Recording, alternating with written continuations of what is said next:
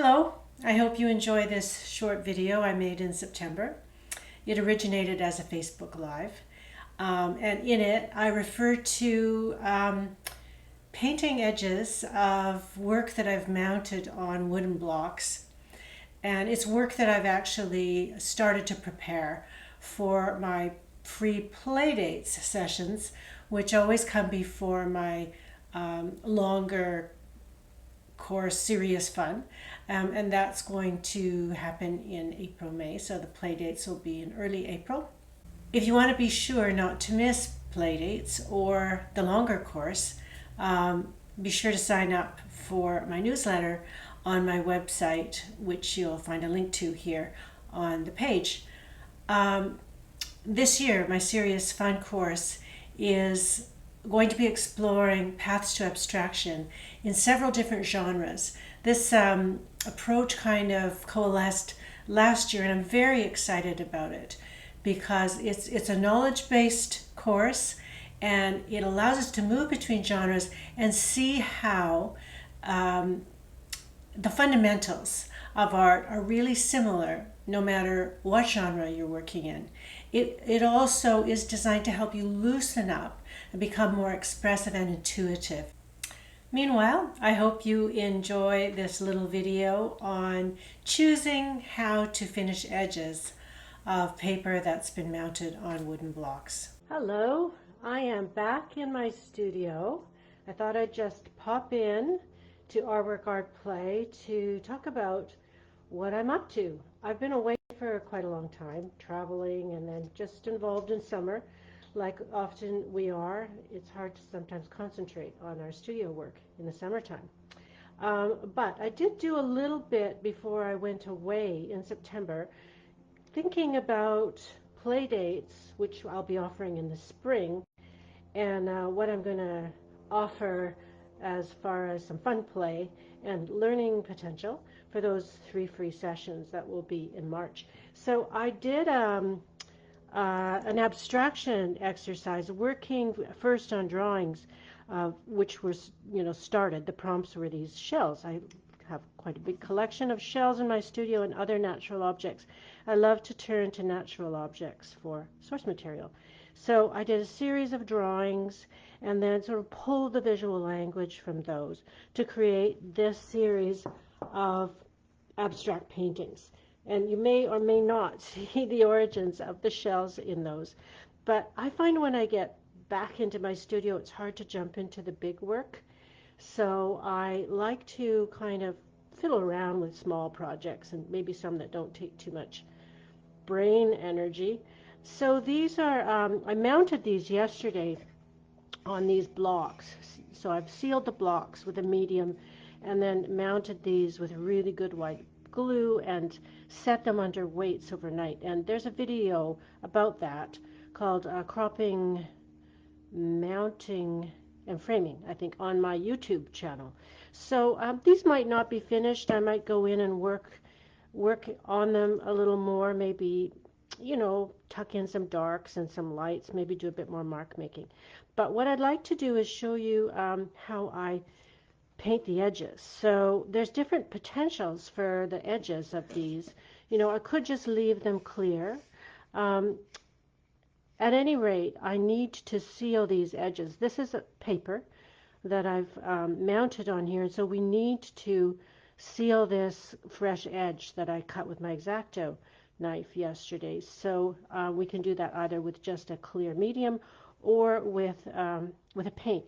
So the colors I used in here were cadmium red light, one of my favorite colors, permanent magenta, quinacridone magenta, white, black, and ochre.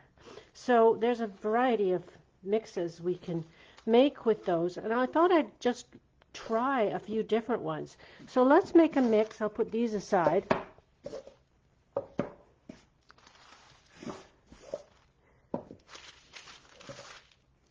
We'll try this one to start with. So first of all, I really just love pure cadmium red. It's really it's got its own natural opacity. The cadmiums are all kind of opaque, so they cover really well. Now you can tape the edges. You can run a piece of tape along here if you really want to protect these edges. I just use a soft brush and sort of pull the brush up to the edge.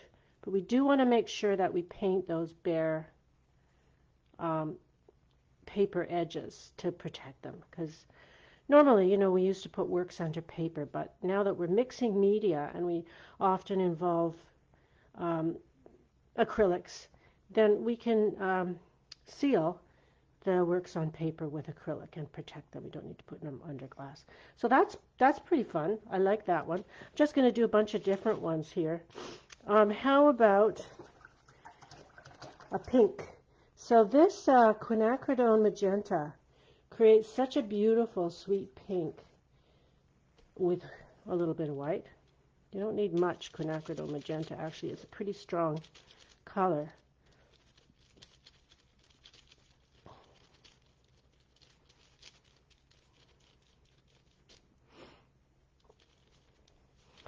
So that could also be a nice color for this, kind of bubblegum pink. I really like pink, actually.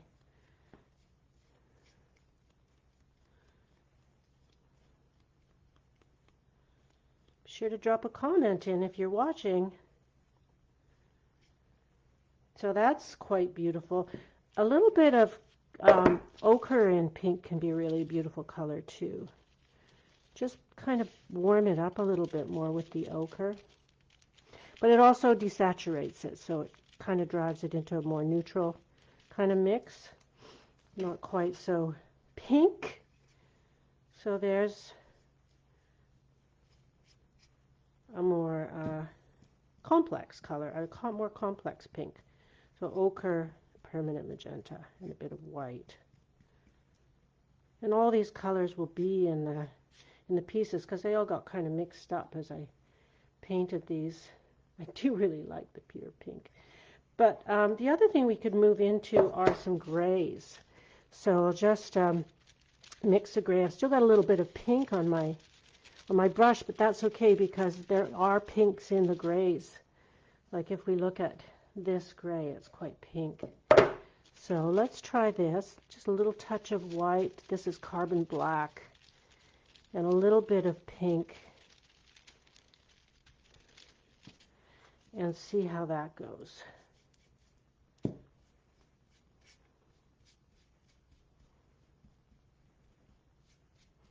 Now obviously I would choose one of these finally when these are dry and do all my edges the same. I mean, you could do them all different, I suppose, but or I could do just a pure black as well. So that's kind of a beautiful gray. Let's try a pure black, and then I'll wrap up. You can tell me in the comments what you like best.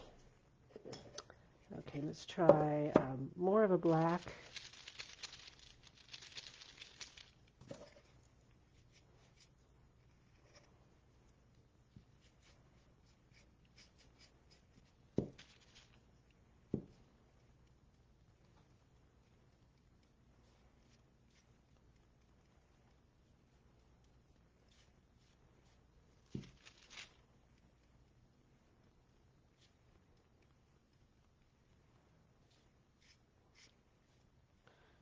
So there's the black. If you do slip over the edge there, I like to keep a baby wipe handy, and you can just clean up the edge. All right, so that's the black. What do you think? Guess we could also do a white. Let's try a white. White, I think, always gives things a kind of a more contemporary look. Maybe that kind of IKEA look. Need to really start with a clean brush.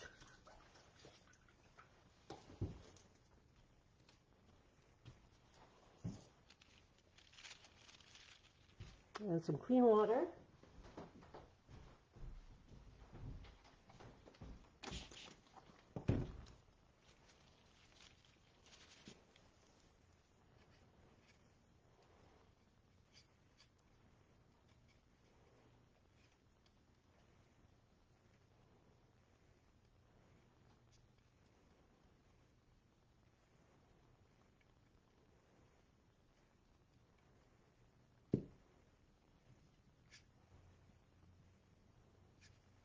So there's our white edge.